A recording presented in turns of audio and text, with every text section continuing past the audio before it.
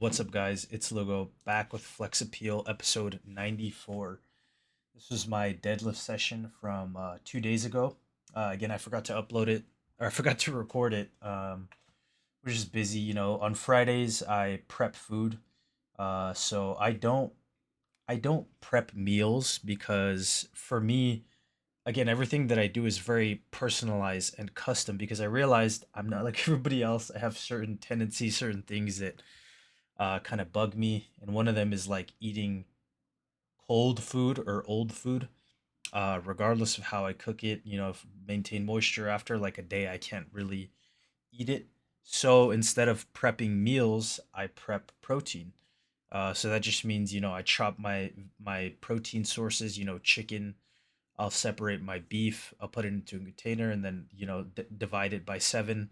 Put it into containers. So that way, when I need for each meal planned out, I just pull a little baggie full of protein out of the freezer. Cook my carbs, which right now it's potatoes again, because I'm not being lazy to do what I need to prep my protein, because I like to be a little bit extravagant.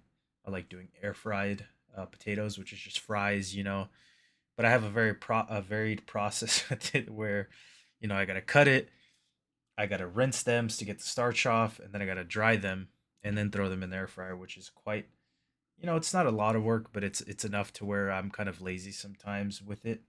Um, which is why I standardize the rest of my process with prepping protein, so that way when I need to cook, all I need to do is just get out, all the refrigerated ingredients, make sure that I pull my protein out from the freezer the day before so that it's not frozen when I need to cook. And then, within 20 minutes, 30 minutes, I have a hot meal ready to go, and that's something that's really been a lifesaver. Again, I'm not employed right now, I don't have work, so I do have time, but I always like to think with the frame of mind of, okay, how efficient can I be with my process and getting things done, which is the same thing that I've been feeling with my gym sessions, where it's like, yeah, I can spend like 2 hours in the gym right now, but there's going to be a point in time where maybe I can't. Maybe I need an hour. Maybe I need an hour 30, probably an hour 30 minimum.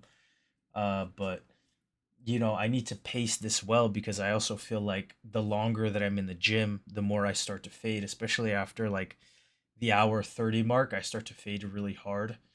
Um, so I'm just trying to be as efficient as I can with my time and making sure that I don't, have any dead time where I'm just doing nothing in the gym. It's either I'm resting or I'm working out, and any time in between that, I try to eliminate as far as it goes. I also try to walk in the gym, like just walk around, get some steps in, so that way throughout my day I get my step count.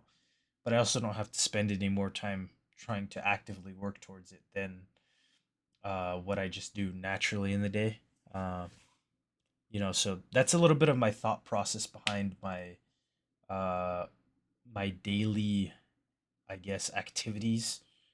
Given that I don't have a job right now, but kind of how I structure my day anyway, regardless of if I were to have a job or not. I kind of just try to make sure that I'm efficient, and I'm doing what I need to do, not expending more energy than I need to, because you kind of just burn energy. You start to raise your cortisol, and then your recovery starts to suck. And everything, especially when you're like threading the needle with the amount of volume that you can recover from, anything that extra that kind of gets out of that range and starts to stress you out, suddenly your recovery that you're threading the needle on, you end up being under recovered, and you go into these sessions and everything starts to feel heavy, and things start to not move the way that you want to. So I just try to make sure that everything is where it needs to be. As far as the session goes, the strength session felt good. I had a top triple of deadlifts with 440. Went up from I think like 407 last week because again I misloaded it, which is a good big jump, and it still moved. So I'm happy with that. Hoping at the end of this block to start touching into the 500s again. Beltless as well on a stiff bar, which I haven't done in a while. So I'm looking forward to that end goal of this block. I kind of wanted to start talking about the goals here because the end of the block is coming near. You know, I'm starting the week of triples, and then I have maybe 2, 3 more weeks, depending on how I feel. If my last week of triples feels, bad, and I don't think that I'll be able to go up the week after that, I'll just take, the beginning of that week off and then go into a max. But if it feels good and I feel like the next week I can push it, I'll drop the volume and then go up in weight.